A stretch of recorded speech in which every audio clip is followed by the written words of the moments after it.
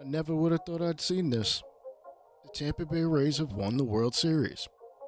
I don't think they'll do that in real life, but that's got nothing to do with this franchise. Let's see what work we have to do to even make the postseason. Before we cut the regular season, we made some moves. As you can see, we have gotten better both contact, pitching, and can rank in general. Defense has gotten better. Speed took a little bit of a hit. I promise you, we've gotten better. Mike Soroka from Canada was our key pitching free agent. I know we didn't seemingly need him, but I couldn't continue to have a guy like Nestor Cortez in the rotation. He had like a 5.6 ERA the last 2 seasons. And I figured we needed to go in another direction. Also, as you can see, we did rebrand. We still play in Great American Ballpark because I don't like the current options. I don't like the current look of the stadiums when creating a custom one because you can't put your own logo in there. There's just a bunch of it doesn't feel like a major league ballpark. It feels like, yo, we built this. It feels like a wiffle ball ballpark, honestly. No numbers on the walls. No, I can't even make fake advertisements. Like, there's so much stuff that seems to be missing, only because, let's be real, the option was made mostly for DD, which is whatever. Nonetheless, we signed Mike Soroka, 27 years old, to a 3-year, I want to say like $45 million. Probably was a little less than that, but he was one of the bigger free agents out there. We now have a very righty-heavy organization when it comes to pitching. We have like maybe 2 total lefties, and those I believe are both relievers. The offense, though, got the biggest upgrade. As you can see, number 4 cleanup hitter Juan Soto is deciding to come to this team. Signed him 5 years, $149 million, 26 years old. We know in real life he'll make significantly more than what we offered him, but for whatever reason, SDS continues to stifle player contracts because you can't sign anybody for more than $35 million. Nonetheless, 30 home runs, 92 RBIs last season, batting .310, 421 in on base, and 551 slugging. When I signed him, apparently he was going down in power for both righties and lefties, which makes no sense given that he had the highest slugging of his career. Also, occasionally in the outfield will be Tyler O'Neill. I signed him to about a 3-year, $48 million contract. He'll play center. The outfield is going to move around. So where people are slated in right now probably won't be the same. Juan Soto will not play the outfield unless we absolutely have to have him out there, just because he's never been great at it. So it is what it is. As far as backups are concerned, not a whole lot here. Luis Gonzalez is going to play backup now. He might play against righties occasionally. He does have the strongest arm in the outfield, but we need the offense more than really need the defensive help. Time for some opening day action. As you will see, we take on the St. Louis Cardinals for the 3rd straight year on opening day. Whatever. Our international team franchise continues in year 3 as we got ourselves some new threads. You know what I'm saying? Had to do it up. I mean, as best as MLB The Show was going to give us. As you can see, I forgot to change the word Cincinnati. I mean, we're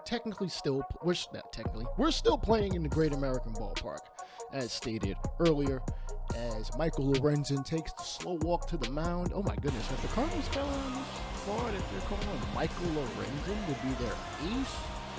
5-14 last year, just under a 4.5 ERA, pitched 184 innings. That's an okay whip.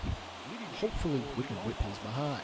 Ellie De La Cruz is going to lead it off for us. 2-2 count, 6th pitch, and it's going to be a ground ball up the middle. I believe that's Tommy Edman with the dive, and speed is going to beat out some of those pitches.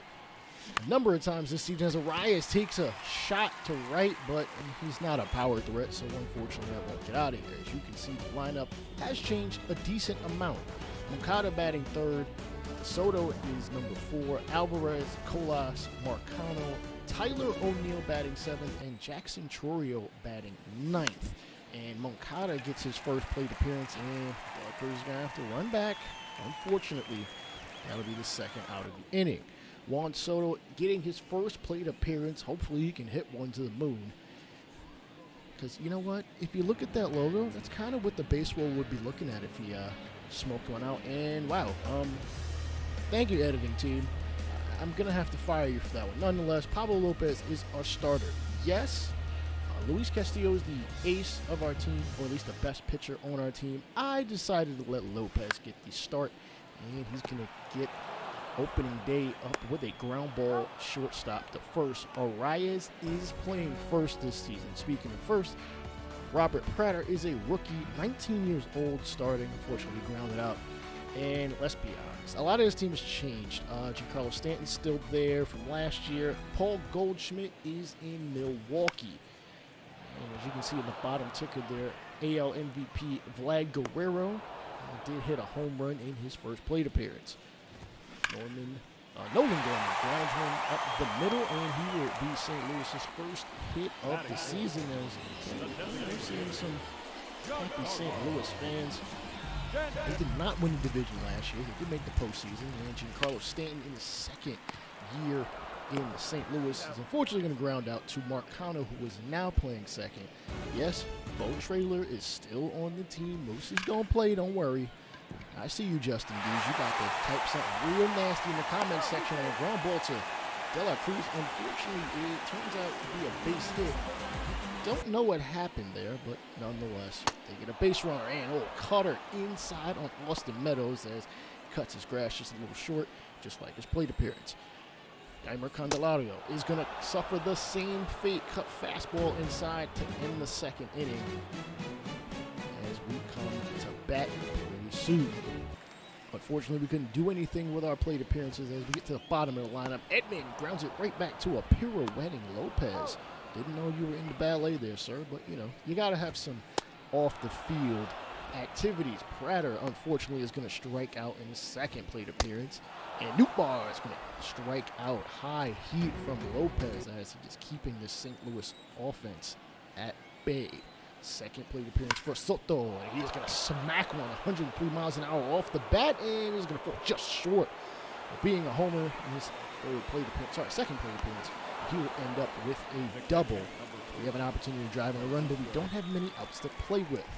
Francisco Alvarez was a home run leader last year and an all-star, and he's going to smack this cutter in the left field, and unfortunately it's not deep enough to score Soto from second. Lopez is going to get Stanton to chop this one in front of Alvarez, and his rocket arm is going to get the very sluggish, slow-footed Stanton out at first. But Contreras says, listen, big man, I got this. Smokes one to left field. That'll give St. Louis a 2-run lead on the first long ball of the season. That is his second hit of the game. Oh, sorry, that's his first hit of the game. I apologize. He did end up with a 3-hit game, I will say that much. So, hopefully we can keep everybody else at bay, but De La Cruz is going to smack one right past the outstretched Moncada.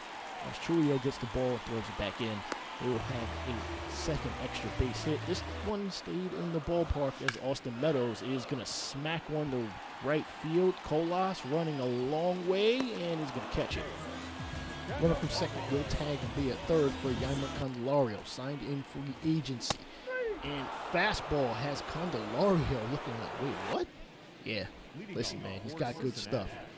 All right, Churrio in his third plate appearance. Doesn't matter. He's going to hit this one into the right field gap. And listen, we've got some speed on this team. And Churrio is going to take advantage, hustling the third, sliding in there. Ooh, just gets that right hand in. I would have preferred if you had your left hand extended, but we will take the triple.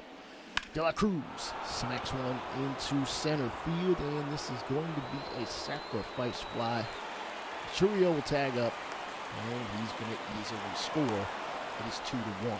At least we've been keeping them at bay and not, letting up too many runs. Arias hits this one to right field. Is it going to get down? And it does, but unfortunately, the ball finds it with a glove. As Wilson Contreras picks up another hit, his second. Remember I said he had 3. And Colas somehow throws the damn ball away, trying to hit an easy cutoff. Like, come on.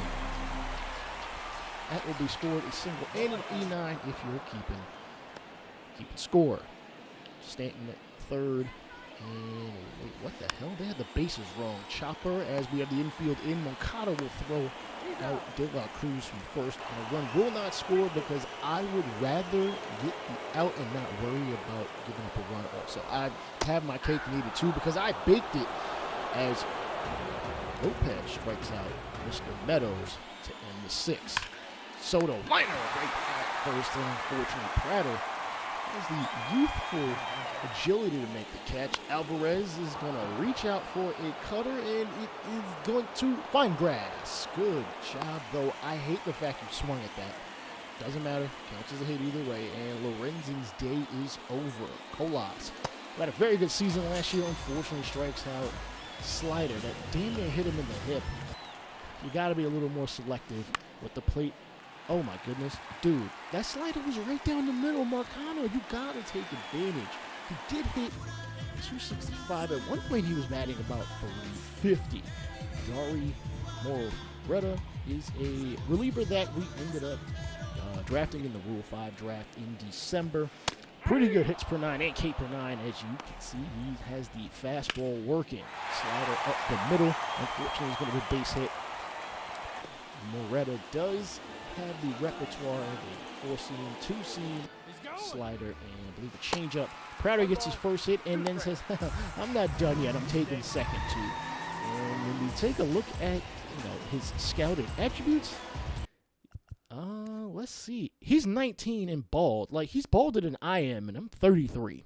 Nonetheless, congratulations for getting both of those accomplishments. And unfortunately, you will not score your first run just yet, young man. Lars Nootbaar strikes out to end the seventh. Tyler O'Neill, former Cardinal, is going to work the walk, and his 99 speed is going to be a problem, especially if Chourio can, if he hits a double, O'Neill should tie this ball game up at 2 apiece. Chourio does have 4 home runs, and he's going to hit this one, at least last year he did, deep to left field, and unfortunately O'Neill will have to retreat back to first. A bit of a disappointing plate appearance, but the 21-year-old will have plenty of opportunities this season. We shall see what De La Cruz can do.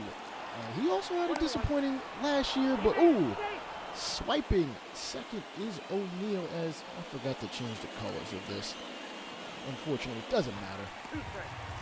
We are going to be credited with our first stolen base of the season. Can De La Cruz move him over? He is not going to do so. 2-seam fastball that bat has to come off your shoulder a little bit faster. Look at that. That ball is damn near in the glove before he swung. De La Cruz is still young. Arias hits this one to right field, but unfortunately puts a little bit too much oomph on it, and through 8, we are still down 1. Ryan Helsley, last year, 45 saves. That would be tied for 3rd in Cardinals history. Yohan Moncada steps up to the plate, did bat .303, and as you can see, Helsley is bringing hell to the mound at 101 miles an hour. He really geared up to throw that heat. And 5th pitch of the AB is a strikeout, cranking it up to 102 miles an hour, and he's got a real salty look on his face. Hopefully your barbecue later isn't the same salt. Oh my goodness, jeez. Moncada had literally no chance. Soto does have an extra base hit. Oh, curveball, swing and a miss. This is really a premier matchup between one of the top closers and one of the best players in all of baseball. Swing and miss for strike 1 and fouled off. Okay, Soto able to catch up to 100, just not able to put it in play. Next pitch, 99. How did you crank it down to 99 all of a sudden? But you know what? It works out in his favor. There's a ground out to Gorman over the first. And Francisco Alvarez is looking like the last shot for our squad. 25 long balls. Can he get one? Ooh. You gotta be come on, man. Get them quick twitch muscle fibers moving. So you're gonna have to be really quick to catch up to 102 miles an hour. Helsley, swing and a miss. 103. Dude. Are we testing him after this ball game? Oh boy, he's got his eyebrows down. He is ready to strike there. Oh my goodness. Alvarez will fortunately end the game as the Cardinals take this victory 2-1 in a very low scoring matchup.